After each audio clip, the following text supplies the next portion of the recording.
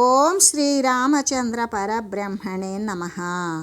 ఓం నమో వశిష్ఠ విశ్వామిత్ర వ్యాస వాల్మీకి సుఖాదిభ్యః. ఓం శుక్లాం భరధరం విష్ణుం శశివర్ణం చతుర్భుజం ప్రసన్నవదనం ధ్యాయేత్ సర్వవిఘ్నోపశాంతయే. ఓం నమో బ్రహ్మాదిభ్యో బ్రహ్మ విద్యా సంప్రదాయ కర్తృభ్యో వంశ ఋషిభ్యో మహద్భ్యో నమో గురుభ్యః.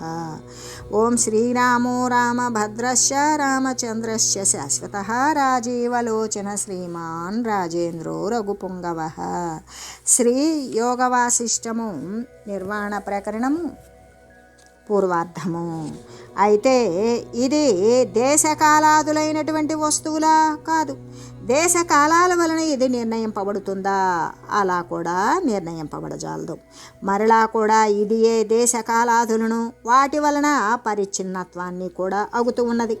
ఇది విషయాలు అన్నింటి నుండి కూడా వేరయ్యి మళ్ళీ కూడా అనంతములైనటువంటి వాసనలతో కూడిన హృదయ కోశమును కలిగి ఉంటుంది. కాబట్టి దీని వలననే దృశ్యం యొక్క వస్తువులు ఉత్పన్నమవుతాయి, మళ్ళీ కూడా లయించిపోతాయి. దీని యొక్క సత్తయే ఆత్మ అని చెప్పబడుతూ ఉన్నది. ఇది వ్యాపించడానికి కారణమా అంటే కాదు. ఇది వ్యాపించకుండా ఉండడానికి కారణమా? అది కాదు. వాయువు మొదలైనటువంటి దీని యొక్క రూపాన్ని మారుస్తాయా? మార్చలేవు. కాబట్టి ఇక్కడ ఇహలోకమును కానీ పరలోకమును కానీ దీని యొక్క సద్రూపము అంటే ఇంకొక తీరుగా మారదు కదా. వేల కొలది శరీరాలను అంటే ఘటాలు మొదలైనటువంటి కుండలు ఉత్పన్నములైనప్పటికీ కూడా వినాశాన్నే పొందుతూ ఉన్నవి కదా అని చెబుతూ, ఎలాగంటే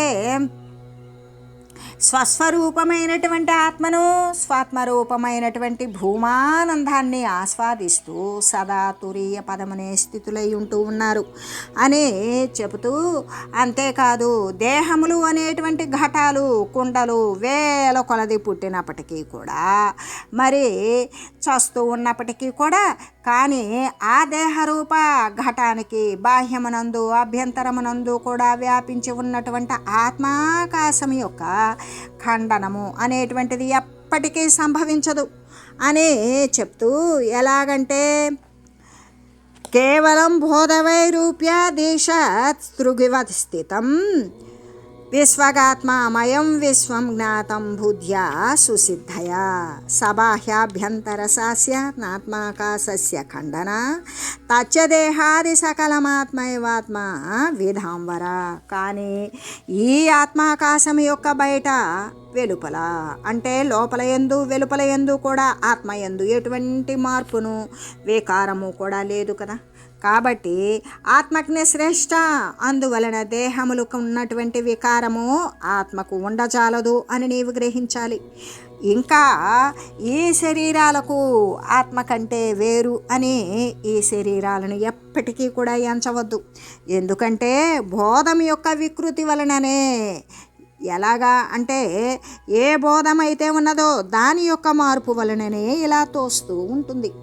ఇంకా కూడా జ్ఞానులైనటువంటి వారు సర్వంగా కూడా నిర్మలమును పరిపక్వమును అయినటువంటి బుద్ధి ప్రభావం చేత ఈ విశ్వాన్ని అంతటినీ కూడా ఏమని గ్రహిస్తూ ఉన్నారు? ఆత్మతో నిండిపోయినది ఆత్మమయమే అని గ్రహిస్తూ ఉన్నారు అని చెబుతూ, ఎలాగంటే ఈ దేహాలు అనేటువంటివి ఈ కుండలు లాంటివి. ఈ కుండలు వేల కొలదిగా పుడుతూ ఉన్నవి, పగిలిపోతూ ఉన్నవి. కానీ ఈ దేహరూప ఘటానికి బాహ్యమునందు అభ్యంతరమునందు కూడా వ్యాపించి ఉన్న ఆత్మాకాశం యొక్క ఖండనము అనేటువంటిది ఎప్పటికైనా సంభవిస్తుందా అంటే ఎప్పటికీ సంభవించదు. అంటే ఆత్మవేత్తలలో శ్రేష్ఠుడమైనటువంటి ఓ రామ, ఆ దేహము మొదలైన సమస్తము కూడా ఈ పరమార్థ దృష్టి చేత అంటే అధిష్టాన రూపము చేత ఆత్మయే అయ్యున్నది. కేవలము బోధ సరిగా లేనందుచేతనే జీవునికి అది అంటే పూర్తి దాని గురించి విచారించి తెలుసుకోకపోవడం చేతనే జీవునికి అది ఒకంత వేరుగా ఉన్నట్లుగా కనబడుతూ ఉన్నది. కానీ శ్రవణాదుల చేత పరిష్కరించబడినటువంటి శుద్ధమైన బుద్ధి చేత విచారించి చూసినట్లయితే ఈ ప్రపంచమంతా కూడా ఆత్మమయంగానే ఎరుగబడుతూ ఉన్నది అని చెబుతూ, అంతేకాదు ఓ రాజా, నీవు కార్యములనన్నింటినీ కూడా ఎలాగంటే అఖండముగా ఆచరిస్తూ ఉన్నప్పటికీ కూడా నిర్వికారమైనటువంటి ఆత్మదర్శనము చేసేటువంటి ముక్త ఆత్మస్వరూపముతో నిర్మలుడువై వెలయుము. అంతేకాదు కనబడేటువంటి ఈ కదలనటువంటి స్థావర జంగమాత్మక జగత్తంతా కూడా గుణాలకు అతీతమైనది, మాలిన్యరహితమైనది, ఉపాధి ధర్మ విరహితము. ఇది ఉపాధులు అనేటువంటి ధర్మానికి అతీతమై ఉన్నటువంటి ఏ బ్రహ్మమైతే ఉన్నదో ఆ బ్రహ్మమే. అంటే ఇది మార్పులకు లోను కానటువంటిది, ఆద్యంత విహీనము, దీనికి ఆది లేదు అంతము కూడా లేనిది, నిత్యము కూడా శాశ్వతముగా శాంతమే అయ్యి సమస్థితిలో సమాత్మకమై ఉన్నది అని చెబుతూ, కాలక్రియాకరణ కర్తృ నిదాన కార్య జన్మస్థితి ప్రళయ సంస్మరణాది సర్వం బ్రహ్మేతి దృష్టవతయేవ తవాత్మదృష్ట్యా భూయోపి కిం భ్రమణమంగ సమంగయేవ.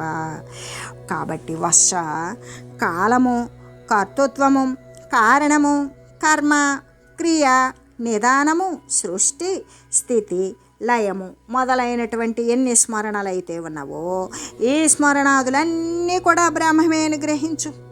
అందు ఐక్యాన్ని సంపాదించుకున్నట్లయితే నీకు మరలా కూడా ఈ సంసార చక్రమును భ్రమించడం అనేటువంటిది సంభవమే కాదు అని చెబుతూ, యత్సత్తా స్ఫూర్తి సౌఖ్యాన్ని ప్రతిబింబంతి కల్పితే తత్సచ్చిదానంద ఘనం బ్రహ్మ నిష్కృష్వావన్యతే.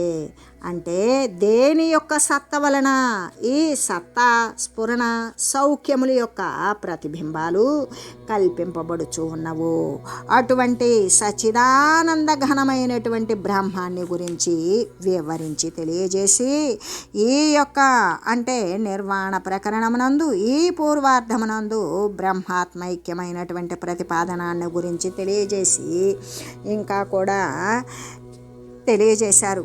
అప్పుడు శ్రీరామచంద్రుడు ఈ విధంగా అడుగుతూ ఉన్నాడు, ఏది నాస్తి వికారాది బ్రహ్మణి బృంహితే తదిదం కథమాభాతి భావాభావమయం జగత్. అంటే ఓ బ్రహ్మజ్ఞ, దేశము, కాలము మొదలైనటువంటివి అంటే దేశకాల నిమిత్తాలు అనబడేటువంటి ఈ 3 రకాలైనటువంటి పరిచ్ఛేద శూన్యమును, నిరతిశయమును, మహత్తమును అగు బ్రహ్మ వస్తువున వికారాదులు, మార్పులు ఏవి కూడా లేకపోతే అది ఎట్లా భావము, అభావ రూపాలలో ప్రకాశిస్తూ ఉన్నది అని అడుగగా శ్రీ వశిష్ఠ గురుదేవులు ఇలా చెప్తూ ఉన్నారు, అపునః ప్రాగవస్థానం యత్స్వరూప విపర్యయుః తద్వికారాధికం తాత యత్క్షీరాదిషు వర్తతే. వశిష్ఠుడు వారు చెప్తూ ఉన్నారు, వత్స పాలు పెరుగుగా మారినప్పుడు కలిగేటువంటి స్వరూప పరివర్తనయే. అంటే పాలు కాస్తాం, తర్వాత కొంచెంగా పెరుగు చేరుస్తాం, కొద్దిగా గోరువెచ్చగా ఉన్నప్పుడు అదేమవుతుంది, పాల రూపాన్ని మార్చుకొని పెరుగుగా తయారవుతుంది. అటువంటి స్వరూప మార్పుయే ఈ వికార పరిణామము మొదలైనటువంటి పదాల యందు కూడా వ్యవహరించబడుతూ ఉన్నది.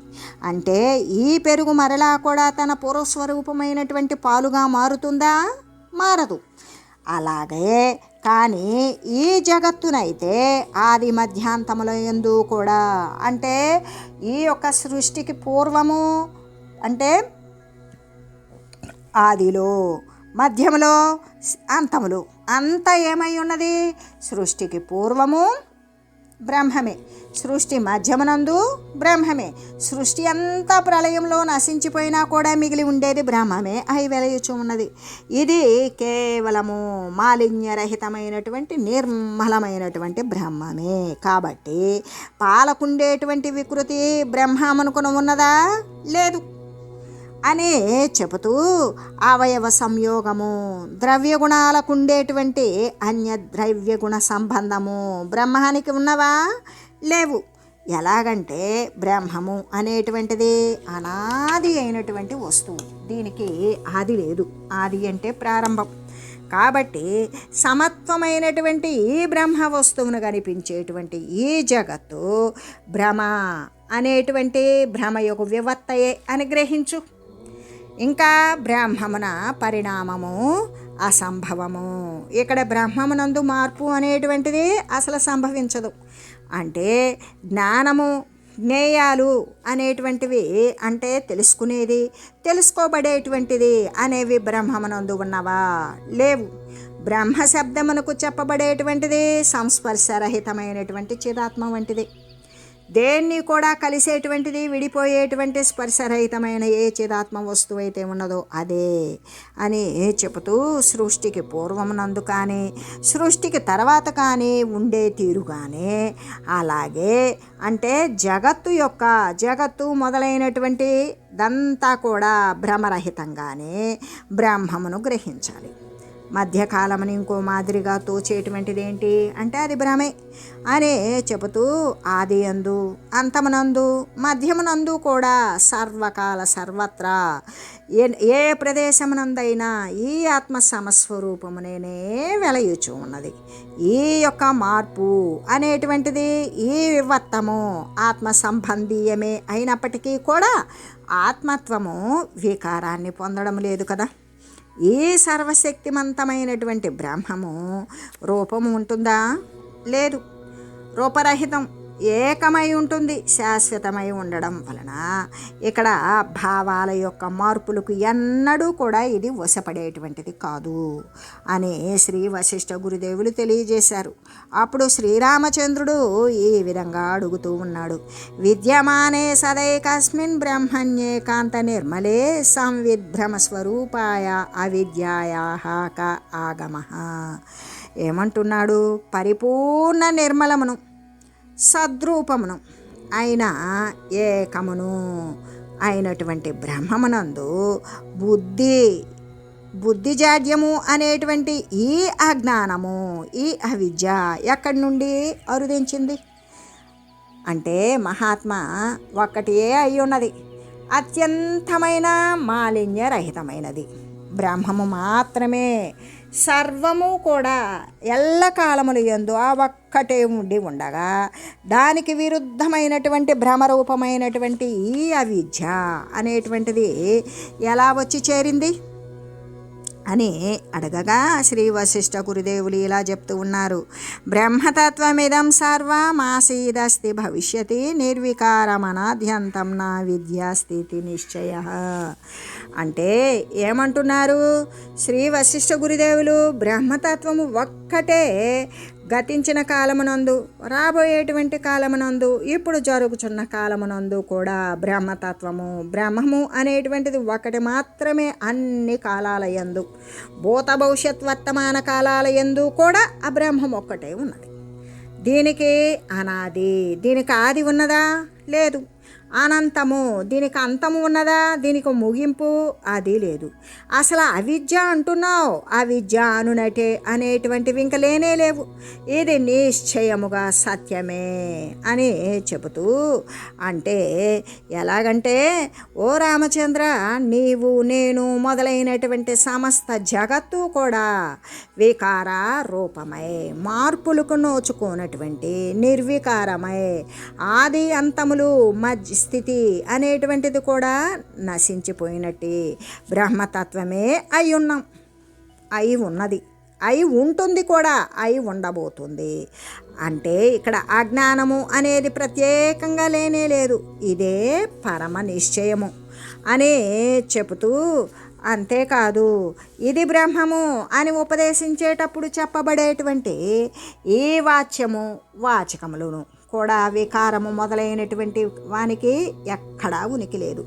బ్రహ్మం యొక్క సద్భావము ఇతరముగా చెప్పబడుట అనేది ఉపదేశం యొక్క సౌలభ్యం కోసమే. మనం చెప్పుకునేటువంటి దానికి సుఖంగా బోధ జరిగేదానికి మాత్రమే ఇలా చెప్తూ ఉన్నాం. ఏది బ్రహ్మం యొక్క సద్భావము అనేటువంటి దాన్ని గురించి.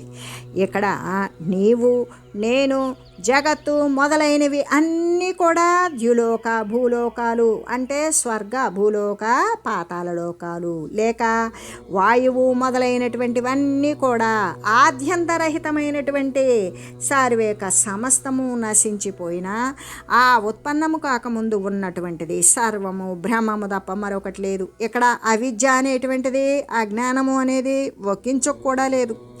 అవిద్య అనేది కేవలము పేరుకు మాత్రమే చెప్పబడింది, అంటే నామ మాత్రమే. ఇది సత్తారహితము అయినటువంటి భ్రమ అని తెలుసుకుంటారు. ఎవరు? పండితులైన వారు మాత్రమే ఇది భ్రమ, సత్తారహితమైన భ్రమ అని ఎరుగుతారు. రామ, లేనిదైనటువంటి ఈ అవిద్య ఎలా సత్యమవుతుంది, ఎట్లా ఉదయిస్తుంది అని చెప్పగా అప్పుడు శ్రీరామచంద్రుడు ఈ విధంగా అడుగుతూ ఉన్నాడు. ఉపశమ ప్రకరణే హ్యస్తంతే తు త్వయేరితం అవిధ్యేయం తదేత్థం చ విచార్యత ఇతి ప్రభో. ఓ ప్రభు, మీరు ఉపశమ ప్రకరణమనందు అవిద్యను ఎట్లు విచారింపవలెను అని చెప్పి ఉన్నారు. ఆ విషయాన్ని ఇప్పుడు చెప్పండి అని అడిగాడు. అప్పుడు శ్రీ వశిష్ఠ గురుదేవులు ఈ విధంగా చెప్తూ ఉన్నారు. ఏతానంతమబుద్ధస్త్వమబుహ కాలం రఘుద్వః కల్పితాభిః కిలైతాభిర్బోధితాసి స్వయుక్తిభిః. ఓ రఘుద్వః, నీవిప్పుడు అజ్ఞాన దశయందు ఉండుట వలన నీకట్లు కల్పించి చెప్పవలసి వచ్చింది. ఎప్పుడు? ఉపశమ ప్రకరణంలో నేను నీకు అవిద్యను గురించి ఎలా విచారించాలి అని బోధించాను కదా, అప్పుడు నీవెక్కడున్నావు? అజ్ఞాన దశ యందు ఉన్నావు. అలా ఉండడం వలన నీకు ఆ విధంగా కల్పించి చెప్పాల్సి వచ్చింది. ఇప్పుడు నీవు జ్ఞానాన్ని పొంది ఉన్నావు కాబట్టి అటువంటి విచారంతో ఇంకా మరి పని లేదు అని చెబుతూ, అంతేకాదు అవిధ్యేయమయం జీవ ఇత్యాది కలనాక్రమ అప్రబుద్ధ ప్రబోధాయ కల్పితో వాగ్విధం వరైహి. అంటే అవిద్య, జీవుడు మొదలైనటువంటి కల్పనలను అజ్ఞులకు, అంటే అజ్ఞానులను ప్రబోధింపడానికి పండితులు మాత్రమే కల్పించాడు. ఇక్కడ ఏమని కల్పించారు? అజ్ఞానమని, జీవుడని మొదలైనటువంటి కల్పనలన్నీ కూడా. అంటే ఇది అవిద్య అని, ఇతడు జీవుడని, ఈ మొదలైనటువంటి కల్పనలన్నీ కూడా అజ్ఞానిని ఉద్ధరించడం కోసమే, జ్ఞానం కోసమే జ్ఞానుల చేత కల్పించబడినవే అయినవి అని చెబుతూ, అంతేకాదు మనసు గనక అజ్ఞాన దశ యందు ఉన్నట్లయితే శాస్త్రోక్తమైనటువంటి ఈ అజ్ఞాన ఉపదేశము వలన కాకుండా, ఈ అవిద్యోపదేశము వలన కాకుండా 100 రకాలుగా తిరస్కరింపబడినప్పటికీ కూడా ఆ జ్ఞానాన్ని పొందలేరు, ఆ ప్రబోధాన్ని అందదు. కాబట్టి యుక్త్యైవ బోధయిత్యైష జీవాత్మని యోజ్యతే యద్యుక్త్యా సాధ్యతే కార్యం న తథ్యైత్న శతైరపి. ఈ జీవుడు యుక్తుల వలన బోధింపబడి ఆత్మకడకు కొనిపోబడి కలుపుపడుచు ఉన్నాడు. మొట్టమొదటి దేహధారి అయిన జీవుడు ఈ దేహము నేను అనుకునేటువంటి దానిని జ్ఞానం వలన బోధింపబడేమవుతాడు? ఆత్మసాక్షాత్కారం దగ్గరికి తీసుకెళ్ళబడతాడు. ఆత్మ దగ్గరకు కొనిపోబడి ఏమవుతున్నాడు? అందులో ఐక్యమే అవుతున్నాడు. అంటే యుక్తి వలన సాధింపబడినటువంటి కార్యము, జ్ఞానము వలన సాధించబడినటువంటి కార్యము శతవిధ ప్రయత్నాల వలన అయినా సరే సాధింపబడదు కదా. అంటే యుక్తి చేతే బోధింపబడుట ద్వారానే, ఉపాయము చేత బోధింపబడుట ద్వారానే ఈ జీవుడు ఆత్మయందు నియుక్తుడు కాబడుచు ఉన్నాడు. ఏ కార్యము యుక్తి చేత పొందబడుచు ఉన్నదో అది 100 కొలది ఇతర ప్రయత్నాల చేత కూడా పొందబడటం సాధ్యపడదు, పొందబడనేరదు. అంటే అజ్ఞాన దోషము తొలగనటువంటి వానికి సర్వము బ్రహ్మము అని చెప్పడం ఎలా ఉంటుంది అంటే, రాయిని మిత్రుడు అని భావించి దుఃఖాన్ని వానికి వినిపించు అని చెప్పడమే అవుతుంది. ఎలాగంటే అజ్ఞానంతో నిండిపోయి ఉన్నాడు, ఆ అజ్ఞాన దోషము వానికి తొలగించబడల. అప్పుడు ఏమీ తెలియని వాడు శరీరము ఈ యొక్క విషయజనితమైనటువంటి దృశ్యము తాను అనుకునేటువంటి అజ్ఞానంతో నిండిపోయినటువంటి వాడికి సర్వము బ్రహ్మమే, ఇదంతా అబద్ధము అని చెప్పడం ఎలా ఉంటుంది అంటే, ఈ రాతిని నీ మిత్రుడు అనుకో, నీ బాధలు నీ సంతోషాలన్నీ కూడా దీనికే నివేదించు అని చెప్పినట్లుగానే ఉంటుంది అని చెబుతూ, మూఢుడు యుక్తి వలనను ప్రాజ్ఞుడు తత్వము వలనను ప్రబోధమునందుచూ ఉంటారు. అంటే మూఢుడు ఎటువంటి అంటే జ్ఞానం యొక్క యుక్తి వానికి తగినది ఏంటి అంటే, మొట్టమొదట వాడు ఆవరించుకున్నటువంటి అజ్ఞాన స్థితిని తీసివేసేటువంటి ఉపాయం. దాని వలన ప్రాజ్ఞుడు ప్రజ్ఞాతత్వము కలిగినటువంటి వాడు సత్యము వలనను కూడా జ్ఞానాన్ని పొందుతూ ఉంటారు, ఆ జ్ఞానాన్ని పొందుతున్నారు. అంటే యుక్తి వలన బోధింపబడకపోతే, వానికి ఏ ఉపాయము చేత కూడా వాడికి బోధించకపోతే మూఢుడు ప్రాజ్ఞుడు కాలేడు కదా అనే చెబుతూ, నీవు ప్రబోధమునందవంత వరకు కూడా, నీవు జ్ఞానాన్ని పొందనంత వరకు కూడా యుక్తిని ఉపాయాన్ని తీసుకొని నేను నీకు బోధించాను. ఇప్పుడు నీవు జ్ఞానవంతుడివి అంటే ప్రబుద్ధుడివే అయ్యావు. అలా ప్రబుద్ధుడివి అవడం చేత నీకు నేను తత్వాన్ని చెబుతూ ఉన్నాను, విను అనే చెబుతూ, బ్రహ్మాహం త్రిజగద్బ్రహ్మత్వం బ్రహ్మ ఖలు దృశ్యభూహ ద్వితీయ కలనా నాస్తి యదేచ్ఛసి తథా కురు. నీవు నేను ఈ మూడు జగత్తులు అంటే అహం త్వం, ఈ మూడు జగత్తులు నీవు నేను, మూడు జగత్తులు అంటే స్వర్గపాతాల మధ్యలోకాలు, ఈ దృశ్యాలు మొదలైనవన్నీ కూడా నిశ్చయంగా విచారించి చూస్తే బ్రహ్మమే, ఇంకొకటి లేదు, అసలు ఇంకొక వస్తువే లేదు. నీవు నీ ఇష్టాన్ని అనుసరించి వ్యవహరించు. ఇలాగా ఆచరించినట్లయితే బ్రహ్మం యొక్క వాస్తవత్వానికి ఎటువంటి హాని కూడా కలుగజాలదు కదా అని చెబుతూ, నేను బ్రహ్మము నీవు బ్రహ్మమే, ముల్లోకాలు కూడా బ్రహ్మమే, దృశ్యమంతా బ్రహ్మమే, ఇంకా రెండవ కల్పన ఏమీ లేదు. ఇలా తెలిసిన వాడవే నీకెలా ఇష్టమైతే నువ్వు అలాగా ఆచరించు అని చెబుతూ, జ్ఞేయము కాజాలనేటువంటి ఏ చైతన్యమైతే ఉన్నదో అది సర్వవిధ భ్రాంతులకు కూడా బాధకము అయినటువంటి బ్రహ్మ వస్తువు ఒక్కటియే, ముల్లోకాలకు కూడా అనుసృతమై ఉన్నది అని నీవు గ్రహించి కార్యాలను ఆచరించినట్లయితే దానికి అంటకుండా ఉంటావు, లిప్తుడువు కావు అనే చెబుతూ, భారూపచేతనో వ్యాపి పరమాత్మాహమిత్యయం రాఘవానుభవాన్ తస్త్వం తిష్టం గచ్చన్ స్వపన్ శ్వసన్. ఓ రాఘవ, నీవు కూర్చొని ఉన్నప్పుడు, ఊపిరి తీసుకునేటప్పుడు, నిద్రించేటప్పుడు కూడా ప్రకాశరూపుడు చేతనమును సర్వవ్యాపియు అయినటువంటి సర్వము కూడా పరమాత్మే అని భావించు. ఓ రాఘవ, నీవు కూర్చున్నా, నడుస్తున్నా, శ్వాస తీసుకుంటున్నా, నిద్రిస్తున్నా ప్రకాశవంతమై చేతనవంతమై సర్వవ్యాపకమైనటువంటి పరమాత్మనే నేను అనేటువంటి అంతఃకరణముతోటి సదా భావిస్తూ ఉండు అనే చెబుతూ, అయితే నీవు సరిగా నిర్మముడువును, నిరహంకారుడువు, ప్రాజ్ఞుడివే అయినట్లయితే సర్వజీవుల యందు కూడా వెలయుచు చిదేకరసమైన శాంతమున అయినటువంటి బ్రహ్మమే అగుదువు. ఆద్యంతరహితమును అంటే ఆది యందు, మధ్యమునందు, అంతమునందు కూడా ఏమీ లేని కేవలము ప్రకాశముతో నిండిపోయినటువంటి ఏ పరమపదమైతే ఉన్నదో అదే నీవు. నీవు ఎటువంటి వాడవు? సర్వవ్యాపివి, ఏకాత్మకుడువు, శుద్ధ చైతన్య స్వరూపుడివే అయి నీవు ఆ విధంగా వెలయుచూ ఉన్నాడవు. కాబట్టి కుండల అన్నింటి యందు కూడా ఏమున్నది? మట్టే ఉన్నది. మట్టి అనేటువంటిది ఈ కుండ మట్టి కంటే వేరా కాదు కదా. ఎన్ని కుండలు చేసినా ఆ కుండలన్నీ కూడా మట్టి కంటే వేరు కానట్లుగానే బ్రహ్మ అనేటువంటి ఆత్మ, తురీయ, అవిద్య, ప్రకృతి, జగత్తు మొదలైనటువంటి వాటి యందు కూడా ఏమి ఉన్నది అంటే, ఇప్పుడు పాత్రల యందు కుండ, సట్టి, మరి బాణ, చెంబు, మూకుడు ఇటువంటి మట్టి పాత్రలు యందు ఏమున్నది అంటే మట్టి ఉన్నట్లుగానే ఇక్కడ ఆ బ్రహ్మమన్నా ఆత్మ అన్నా తురీయమన్నా అవిద్య అన్నా మరి ఆ ప్రకృతి అన్నా జగత్తు అన్నా వీటన్నింటి యందు కూడా ఏమి అయి ఉన్నది అంటే సదాత్మ ఒక్కటి అయి వెలయుచూ ఉన్నది. కాబట్టి ప్రకృతి అనేది ఆత్మ కంటే వేరా కాదు. అయితే మృణ్మయత ఘటము నుండి వేరు కాదు కదా. మట్టి తత్వం కుండకు వేరవుతుందా? కాదు కదా. కుండ ఎక్కడి నుండి ఉత్పన్నమైంది? మట్టి నుండి. అప్పుడు ఈ కుండ మట్టికి వేరా? కాదు కదా.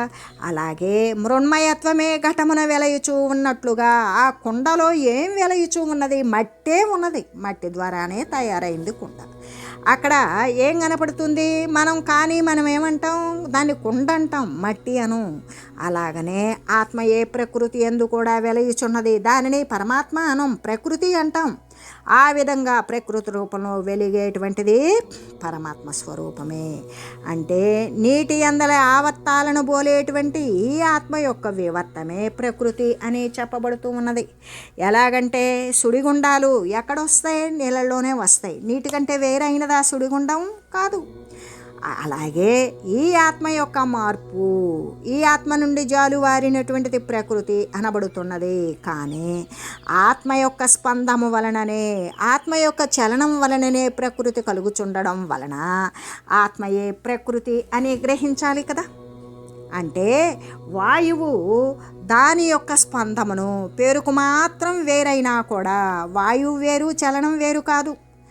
ఈ చలనము స్పందన అనేటువంటిది వాయువు కంటే వేరైనది కాదు. పేరుకు మాత్రమే వాయువు ఎక్కువ ఉన్నదనో, ఎక్కువగా స్పందిస్తుందనో, మరి మందమారుతమనో, ప్రళయమారుతమనో ఇలా రకరకాల పేర్లతో పిలుచుకుంటూ ఉంటాము. కానీ దానికంటే ఇది గాలి కంటే, వాయువు కంటే ఈ స్పందాలు, చలనాలు, మందాలు, తీక్షణాలు ఇవన్నీ వేరు కావు. అలాగే వస్తువు ఒకటే అయినట్లుగానే ఆత్మ ప్రకృతులు కూడా పేరుకు వేరవుతున్నట్లుగా ఉన్నప్పటికీ కూడా వాస్తవానికి అవి ఎప్పటికీ వేరు కావు. అంటే అజ్ఞానం వలన కలిగేటువంటి ఈ భేదము రజ్జు సర్పభ్రాంతిలాగానే జ్ఞానోదయం కాగానే తొలగిపోతూ ఉంటుంది. ఏ విధంగా? రజ్జు సర్పభ్రాంతి ఇప్పుడు చీకటిలో బావి పైన తాడు వేలాడుతుంది. ఇప్పుడంటే అందరికీ పైప్ లైన్లతో వాటర్ వస్తున్నవి. అంతకుముందు అలా ఉండేది కాదు. అందరూ బావులు ప్రతి ఒక్క పెరట్లో ఉండేవి. అక్కడ మరి చేదబావి అంటే ఆ చేద తాడు వేలాడుతూ ఉండేది. అప్పట్లో కరెంటు కూడా ఉండేది కాదు. ఆ కరెంట్ లేకపోవడం వల్ల చీకటి రాత్రులు అది పాముగా కనపడేది. అయితే ఆ పాము అన్నప్పుడు మనం ఆ దరిదాపులకు వెళ్ళాం. కానీ మీరు ఇక వెళ్ళేటువంటి వాళ్ళను, దానికి తోడు ఇప్పుడన్నీ కూడా అటాచ్డ్ బాత్రూమ్స్ వచ్చినవి. అప్పుడు ఎక్కడ పెరట్లో ఏదో ఒక మూల, ఏ వాయువ్యం మూలో లేకపోతే ఆగ్నేయం మూలో ఇలాగా ఏది ఈ యొక్క ఈ బాత్రూమ్స్, లెట్రిన్స్ అనేవి అక్కడ ఏర్పాటు చేసుకునేవాళ్ళు. చీకటి యందు వెళ్ళేటప్పుడు ఏమవుతుంది? ఆ చేదబావి ప్రక్కగా వెళ్ళేటప్పుడు ఆ తాడు పాములాగా వేలాడుతూ ఉంటుంది. కానీ మనకి ఆకారమే కనబడుతుంది. అంటే అక్కడ వెలుగులేని కారణం చేత ఆ తాడుని మనం ఏమనుకుంటాం? పాము అని భ్రమపడతాం. అదే వెలుగు సాయంతో ఎప్పుడైతే దానిని తాడుగానే చూసామో అప్పటిదాకా చూసినటువంటి పాము భయం కానీ భ్రాంతి కానీ ఉన్నవా? లేవు. అలాగే ఎన్నిసార్లు చూసినా కూడా ఇక మనకి ఆ తాటి యందు పామును మనం చూడం, పాము అని భ్రమపడం. అలాగనే ఎప్పుడైతే ఈ యొక్క అజ్ఞానం వలన కలిగినటువంటి ఈ భేదమంతా కూడా రజ్జు సర్పభ్రాంతిలాగానే తాటిగానే చూడగలిగినప్పుడు దాంట్లో పాము అనేటువంటి భ్రాంతి తొలగిపోతుంది. అప్పుడు జ్ఞానోదయం అయిందనుకో, ఇక ఈ యొక్క జగత్తు, ఈ యొక్క పరమాత్మ అనేటువంటి భ్రాంతి తొలగిపోతుంది. ఎప్పుడు? జ్ఞానోదయం అయినప్పుడు. అలాగే ఈ క్షేత్రమున అంటే కల్పన అనేటువంటి బీజం పడింది అనుకో. పొలంలో బీజం పడితే ఏమవుతుంది? అక్కడ అంకురం అనేటువంటిది కనబడుతుంది. అలాగే ఈ చిత్తునందు కల్పన అనేటువంటి సంకల్పము అనేటువంటిది పడితే చిత్తము అనేదే కదా కనబడుతుంది. అదే సంసారము అనేటువంటి భవిష్యత్తు వనాన్నే కల్పింపజేస్తూ ఉంటుంది. ఈ కల్పనా బీజము ఆత్మ యొక్క విజ్ఞానమునందు గనక దగ్ధము చేయబడిందనుకో, బీజం ఎప్పుడు వేయించుతామో మళ్ళీ దానికి అంకురము లేకుండా పోతుంది. అలాగనే ఈ కల్పన అనేటువంటిది ఆత్మ విజ్ఞానమునందు ఎప్పుడైతే వేయించబడిందో, ఇక వాసనలు అనేటువంటి నీరు చల్లబడినప్పటికీ కూడా ఆ విత్తనం, వేయించిన విత్తనం నీరు పోసిన మొలవనట్లుగానే మళ్ళీ కూడా ఈ కల్పన అనేటువంటిది ఆ ఆత్మజ్ఞానంలో దగ్ధమైపోయినట్లయితే ఇకప్పుడు ఎటువంటి వాసనలు పెళ్లి బీకినప్పటికీ కూడా అది మళ్ళీ కూడా శరీర ఉత్పన్నము అనేటువంటిది జరగదు అని చెబుతూ ఓం మంగళం శ్రీ గురుదేవాయ మహనీయ గుణాత్మనే సర్వలోక శరణ్యాయ సాధురూపాయ మంగళం. ఓం మంగళం కోసలేంద్రాయ రామాయ రామభద్రాయ చక్రవర్తి తనూజాయ సార్వభౌమాయ జానకీ వల్లభాయ శ్రీరామచంద్రాయ మంగళం. ఓం తత్సత్.